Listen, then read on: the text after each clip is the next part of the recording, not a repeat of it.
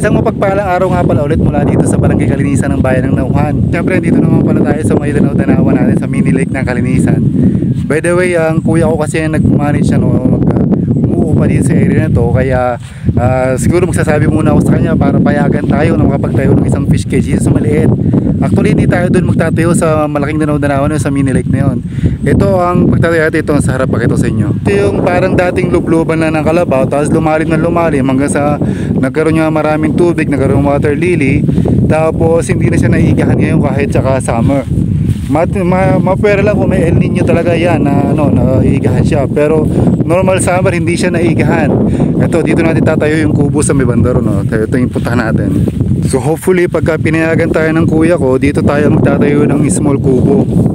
Dito sa may parang burol sa gitna ng So ito guys, ang future site ng ating mini fish cage. So, hopefully payagan niya tayo ng kuya ko. So dito yung kubo sa kinatatayo kong ito. So abangan nyo yung mga susunod na video guys kung ano bang progress ng ating project. By the way nga pala, ito seryoso ako.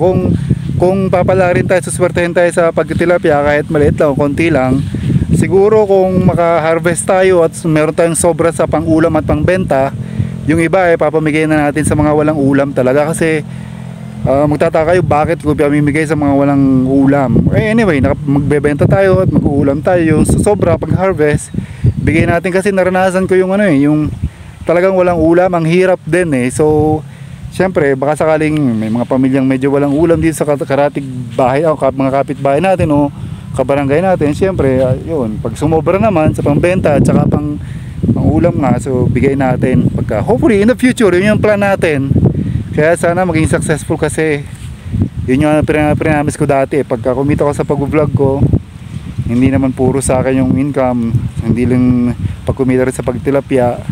Kasi isa sa pledge ko yun dati, nag-umpisa ako mag-vlog. So pag kumita, hopefully makapag-give back man lang sa community. Yun ang isa sa pangarap ko Anyway, sana pala rin tayo at by God's will naman, in God's will naman siguro tayo maging successful sa ating project kahit maliit lang. Sabi nga mas maganda yung may goal kahit maliit lang, basta may goal ka. Pero first thing sana payagan tayo ng kuya ko. Kaya guys, sundan nyo yung mga susunod na video. So ito yung tubig, yan. Doon sa gitnang yun yung medyo malalim. Doon sa gitnang yun, may mga water lily dito sa gilid dito. So yung kubo, yung pangingin pwesto ng parang kubo na pahingahan dito. So para siyang nasa gitna, napapalibutan siya ng tubig. So relaxing magkape sa umaga. Yun nga lang, medyo challenge dito pag bumagyo tsaka malakas ang hangin. Sobrang gitna ito ng parangan, wala mga puno, kaya medyo malakas ang hangin.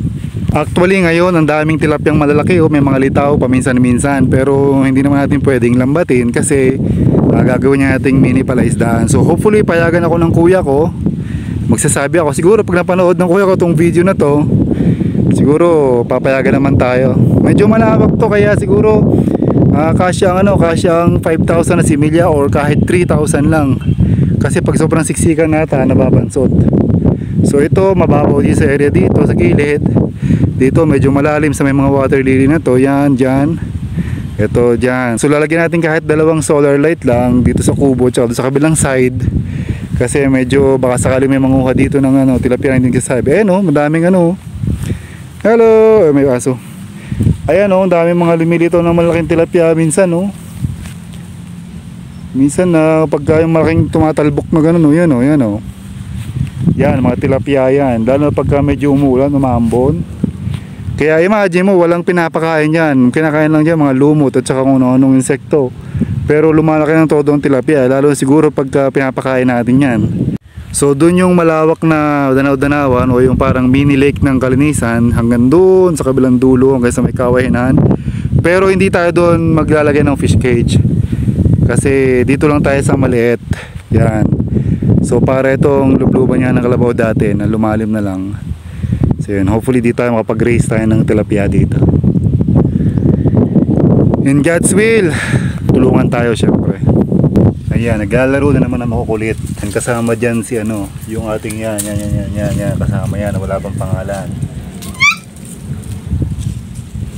At mukhang may nagsuggest kasi na pangalan na ay Cooper. Mukhang maganda yung Cooper. So pinagpipilian natin si Cooper, si Busan, Maaring ang ipangalan natin dito ay si Bradley na lang.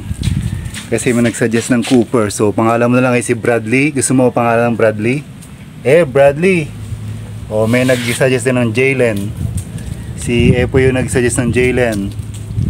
O ay Cooper o Bradley o Jalen. Anong magandang pangalan sa'yo? Anyway, pagka ito ay pwede ng itali, kukuhanin natin sa kanyang nanay at atin ang itatali yan, atin ang kukunin. Ito yung isang kapatid niya, mukhang Bear, kaya ang pangalan siguro niya si Bear. Tsaka ibang kapatid, oh.